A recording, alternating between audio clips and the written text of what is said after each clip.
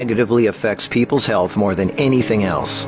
Alcohol, cigarettes, the donut, hamburger. Sure, they're all pretty bad for you, but most people know that and at least try to limit their intake somewhat to these items, even a little bit. But it's the things we don't think about that can really cause damage. Things we use every day so regularly we don't even think about how its constant use could actually be killing us.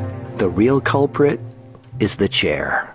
We were given legs for a reason. Most third world cultures don't even have chairs, and they walk an average of 10 miles a day. We in the modern world, on the other hand, spend most of our entire waking days sitting down. People go right from bed to sitting on the toilet, after which they sit at the breakfast table, then they sit in the car as they drive to work and spend the entire day sitting at a desk, only getting up to sit in the toilet and in the cafeteria. Then they sit in the car to drive and sit at the local bar for happy hour. Then when they've had enough of that, they go drive home and spend the rest of the day sitting in a comfortable chair watching TV before they crawl to bed to recover from all the physical exertion that day. And when people go out, they sit at a restaurant or a movie theater. Sitting all day is far worse for you than you might think. A 2010 American Cancer Society study following over 123,000 people from 1993 to 2016 found these alarming results. People who were inactive and sat for over 6 hours a day were 94% more likely to die during the time period studied than those who were physically active and sat less than 3 hours a day.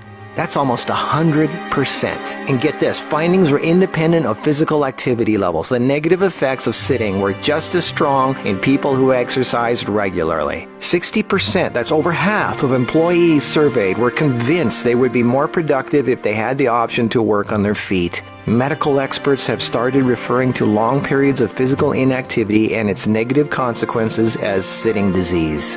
Below this video are links to an endless list of medical studies showing physical inactivity and low fitness are serious threats to cardiovascular health. Even with a low body fat index, sitting has been linked to non-alcoholic fatty liver disease.